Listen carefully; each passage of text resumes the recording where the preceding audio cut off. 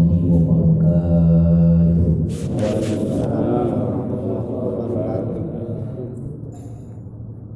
Bismillahirrahmanirrahim.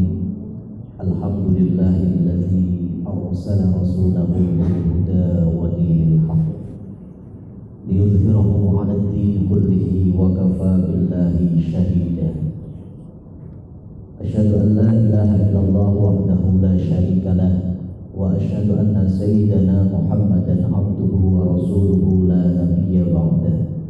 Allahumma shalli ala nuril anwar wa sirril asrar wa taryamil aghyar wa miftahi babil yasar sayyidina Muhammadin al-mukhtar wa alihi al-abhar wa ashabil akhyar adada ni'amillah wa iqdari. Amma ba'd. Fadilatan musyabbah wal qurama para alim, para ulama, wabil khusus Kiai Hadiruddin, Kiai Haji Dadang, Ustadz Basyair, Ustadz Bambang, Ustadz Khalid, dan Ustadz Azhari, Masya Allah ini. Wabil khusus yang kami muliakan Sahibul Bait Bapak Haji Rubinto dan Ibu Robianto, mohon maaf, dan juga Ibu Michael dan juga hadirin hadirat yang dimuliakan oleh Allah Subhanahu wa taala. Alhamdulillah kita bisa hadir di majelis ini dalam rangka zikir dan acara Maulid Nabi Muhammad sallallahu alaihi wasallam. Mudah-mudahan kehadiran kita di rumah Bapak Rubianto ini diberkahi oleh Allah Subhanahu wa taala. Allah jadikan pertemuan ini pertemuan yang memberkahi kita semuanya. Amin. Putra putri kita sholih sholihah. Allah mudahkan ziarah Makkah Madinah. Amin. Dan pada akhirnya Allah mengakhiri hidup kita dalam keadaan husnul khatimah. Amin. Amin. Amin ya rabbal alamin. Hadirin hadirat rahimakumullah. Pada kesempatan kali ini sedikit saya akan membahas tentang rahasia di bulan Rabiul Awal, bulan kelahiran Nabi Muhammad sallallahu alaihi wasallam. Imam As-Suyuti di dalam kitabnya Al-Hawi fil Fatawa ataupun di dalam kitab secara khusus tentang Maulid, beliau mengutip ulama besar yang bernama Ibnul Hajj. Pertanyaan yang dikemukakan adalah kenapa Nabi Muhammad sallallahu alaihi wasallam dilahirkan pada bulan Rabiul Awal? Kenapa tidak di bulan Ramadan? Padahal di bulan Ramadan ini Allah menurunkan Al-Qur'an. Allah memberikan keistimewaan ada Lailatul Qadar. Kenapa tidak di bulan Ramadan ataupun di bulan-bulan lainnya? Yang kedua, kenapa di hari Isnin? Hari Senin. Padahal banyak penjelasan yang mengatakan bahwa Sayyidul Ayyam Yaumul Jum'ah. Padahal hari yang paling baik adalah hari Jumat. Kenapa malah Nabi Muhammad dilahirkan pada hari Senin, bulan Rabiul Awal? Nah, ini ada beberapa hal yang perlu kita pahami bersama. Yang pertama, Nabi Muhammad terlahir pada hari Senin dan meninggalnya juga hari Senin. Rahasia yang pertama adalah karena hari Senin ini Annallaha khalaqas syajar, Allah menciptakan pepohonan atau tumbuh-tumbuhan. Ternyata ini menginspirasi kehidupan manusia ataupun makhluk yang lainnya. Rabiul Awal musim semi. Nah, ini menjadi keistimewaan. Lebih-lebih hari Senin ini Allah menciptakan tumbuhan sehingga dari tanaman inilah manusia bisa makan, hewan bisa makan. Di majelis ini juga alhamdulillah bisa pada makan. Ini berkah rahasia di hari Senin. Bahkan uniknya kalau kita menelaah dalam hadis Sahih Muslim, di sana ada penjelasan beberapa hari, di antaranya hari Rabu. Hari Rabu Allah menciptakan nur. Maka santri-santri yang pernah merasakan pesantren ataupun madrasah biasanya mulai ngaji, mulai pelajaran di hari Rabu. Nah, kalau Nabi Muhammad terlahir hari Senin, ini menginspirasi kehidupan umat manusia maupun yang lainnya. Itu yang pertama. Yang kedua, bulan Rabiul Awal ini ada bulan yang a'dalul fusul. Jadi bulan yang tidak terlalu ekstrim cuacanya. Saat itu luar biasa kalau Rabiul Awal. Ini menjelaskan bahwa ajaran-ajaran Nabi Muhammad ini tidak terlalu ekstrim. Jadi ajaran Nabi Muhammad ini tidak memberatkan umatnya, mudah difahami, mudah dilakukan. Dan yang nomor 4 diantaranya adanya Rabiul Awal ini sebagai tafaulan hasanan, untuk mengambil keberkahan. Bahkan Imam Abdurrahman As-Sofli menjelaskan likulli ismin, likulli insanin min ismihi nasibun. Setiap manusia penamaan namanya ini ada rahasia yang perlu kita kuak bersama. Misalnya orang tua kita memberikan nama Afif, tujuannya apa? Agar anak tersebut bisa jaga diri. Makanya ini penting, ngasih nama jangan sembarangan. Contohnya nama pendeknya Tony, misalnya ini. Nama panjangnya Syaitoni. Kan bahaya kan, pendeknya keren, panjangnya ini enggak keren. Ataupun nama pendeknya perempuan, siapa nama pendeknya? Vina, keren. Nama panjangnya Morvina Ganjawati. Kan bahaya ini. Ataupun ke Inggris-Inggrisan, orang Sunda ke Inggris-Inggrisan. Siapa namanya? Nama pendeknya Ice, nama panjangnya S. Ice Juice, atau dibaca S Jus. Nah, maka jangan sembarangan memberikan nama. Ataupun orang tua sering kumpul sama orang hafidul Quran. Nah, ngasih nama yang gampang, anaknya banyak. Anak pertama Alhamdulillahirabbil alamin. Anak kedua Ar-Rahman Ar-Rahim. Anak ketiga Malik Yaumiddin sampai ke-7. Cara manggilnya gampang. Al-Fatihah, datang semuanya ini. Ini paling gampang. Nah, maka dari sini usahakan kalau kita punya anak jangan asal-asalan memberikan nama. Bahkan kelahiran Nabi Muhammad, nah tadi ada yang sempat membaca Al-Barzanji yang nomor 3, wa utiyat fil manami wa utiyat ummuhu fil manami faqila laha innaki qad hamalti bi sayyidil alamin wa khairil bariyah wa sammihi idza wada'tihi Muhammadan li'annahu satu madhubah. Di dalam Al-Barzanji yang tadi saya sempat singgung, ternyata penamaan Muhammad ini tujuannya adalah satu madhubah, agar di akhir kehidupan beliau ini selalu dikenal kebaikannya, selalu dipuji oleh umat manusia. Nah, ini rahasia keistimewaan umat Nabi Muhammad seperti dalam hadis Sahih Muslim, nahnul akhirun al-awwalun.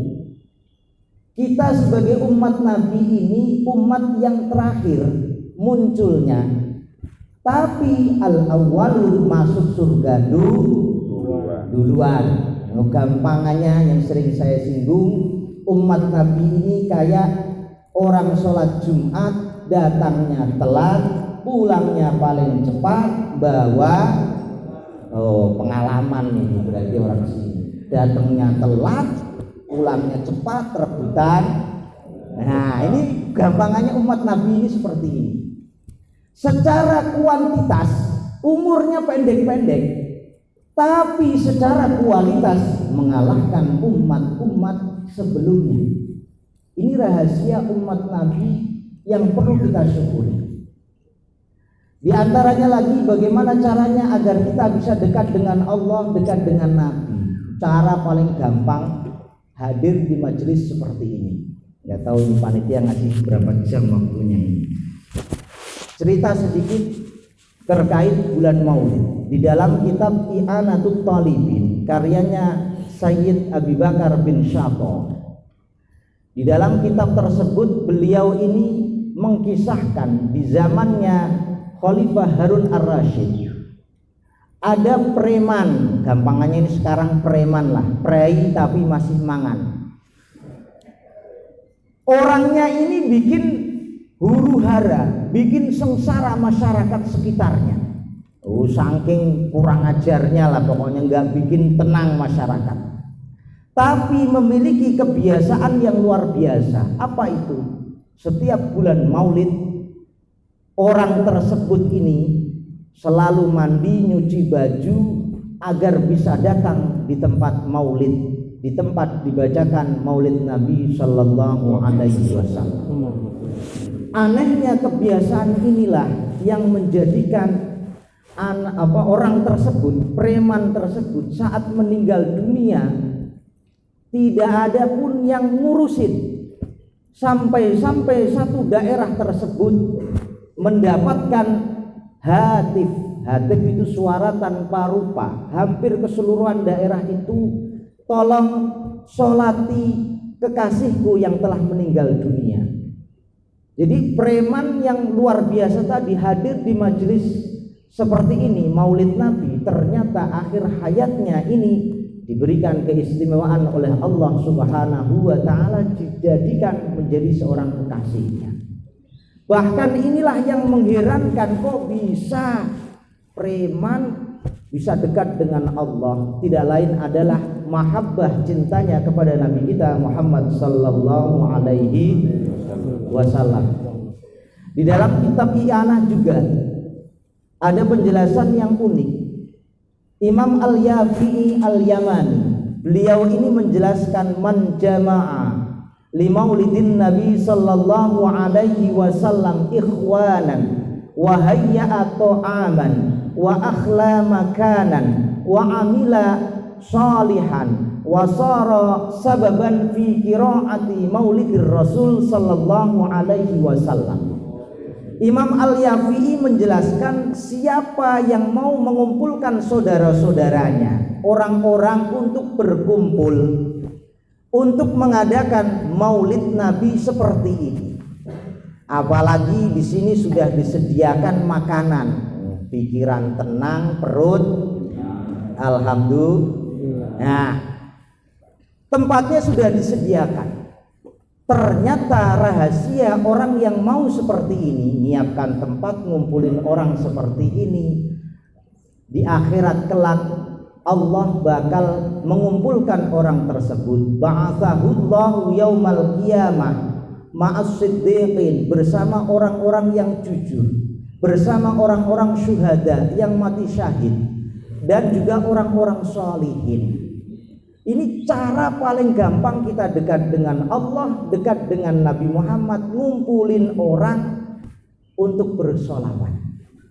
Karena dari rahasia solawat ini luar biasa banyaknya.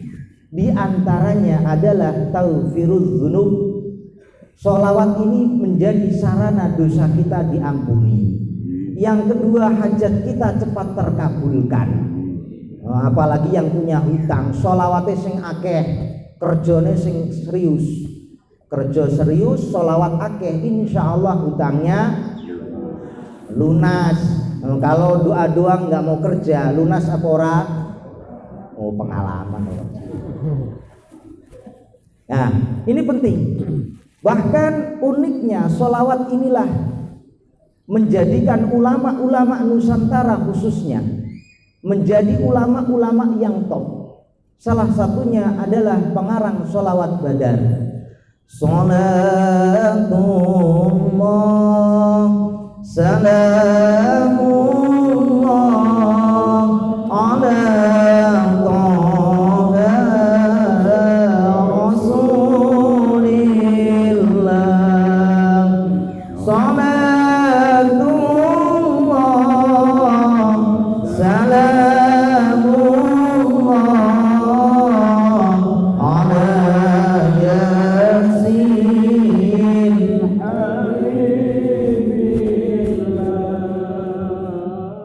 pengarangnya adalah Kiai Haji Ali bin Mansur bin Kiai Siddiq. Ini ulama dari Tuban, keturunannya Kiai Siddiq Jember. Beliau ini ulama yang luar biasa, ngarang sholawat badan, bahkan sampai tenar go internasional gara-gara sholawat. Bahkan Imam Syekh siapa tadi? Ali bin Mansur punya saudara namanya Kiai Kiai Kusyairi, menantu dari Mbah Hamid Pasuruan. Ini ngumpulin kumpulan sholawat namanya Wasilatul Hariyah. Kumpulan sholawat tujuannya apa? Agar orang-orang yang membacanya ini dimudahkan, dikabulkan hajatnya. Ini contohnya. Ada lagi almarhum Kiai Haji siapa sih pengarang manakib, Mbah Jauhari Umar. Beliau ini termasuk ya guru saya, punya kumpulan sholawat namanya Jawahirus Saniyah, kumpulan sholawat ataupun kumpulan-kumpulan sholawat yang lainnya. Beliau ini mengumpulkan ini menjadikan sebagai sarana wasilah perantaraan agar bisa dekat dengan Allah, dekat dengan Rasulullah. Nah, maka ini penting di bulan Maulid ini kita perlu meningkatkan membaca sholawat kepada Nabi Muhammad. Yang menjadi pertanyaan adalah untuk apa sih kita bersholawat? Di dalam hadis yang diriwayatkan oleh Imam At-Tirmidzi, inna aulan nasi bi yaumal qiyamah aktsaruhum alayya sholatan. Orang yang paling dekat dengan Nabi Muhammad sallallahu alaihi wasallam adalah orang yang paling banyak membaca sholawat, walaupun dari kalangan siapapun, pejabat atau rakyat, ulama atau orang biasa. Bahkan kadangkala orang biasa bisa mengalahkan pejabat atau ulama gara-gara sholawat. Lebih-lebih kalau kita mau meningkatkan sholawat terus setiap hari, misalnya setahun ini sholawat sallallahu alaihi Muhammad 100 kali. Nah, tahun kemudian kita tingkatkan lagi, akhirnya selalu bertambah. Kelak kita akan mendapatkan syafaat dan dekat dengan Nabi Muhammad sallallahu alaihi wasallam. Terakhir sebelum saya tutup, mumpung ada rebana, sebetulnya saya senang kalau sambil ceramah, sambil sholawatan itu saya paling senang. Sebelum saya tutup sedikit ada syair. Fenomena akhir zaman, banyaknya kejadian, keimanan digadaikan dengan harga mie instan. Keimanan digadaikan dengan harga mie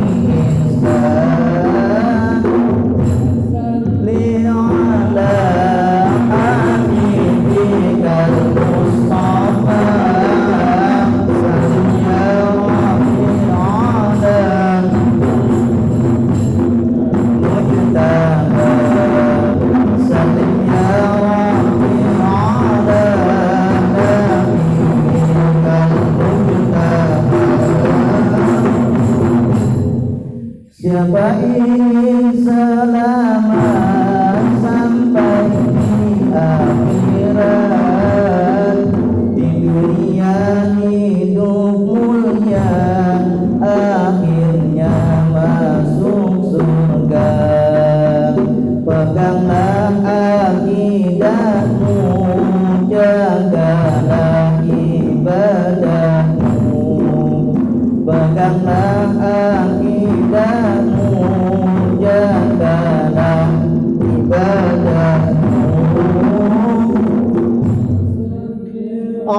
ala habibikal Mustafa sallim ya Rabbi ala nabiyikal Mujtaba sallim ya Rabbi ala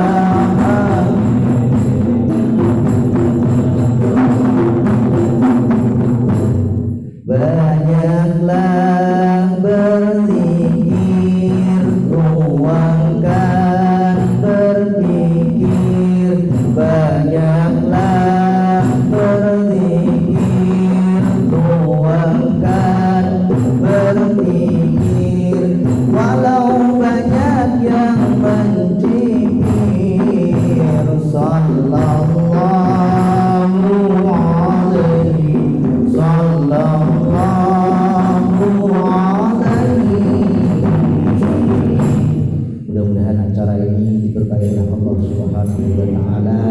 Mohon maaf bila ada kekurangan, kesalahan. Mudah-mudahan acara kita ini dijadikan oleh Allah amalan yang baik. Allah jadikan putra-putri kita sholih sholihah. Kita dicatat oleh Allah sebagai anak yang taat kepada orang tua kita dengan ada acara seperti ini. Amin amin ya rabbal alamin. Kurang lebihnya mohon maaf. Wallahu muwaffiq ila aqwamit thoriq. Wassalamualaikum warahmatullahi wabarakatuh.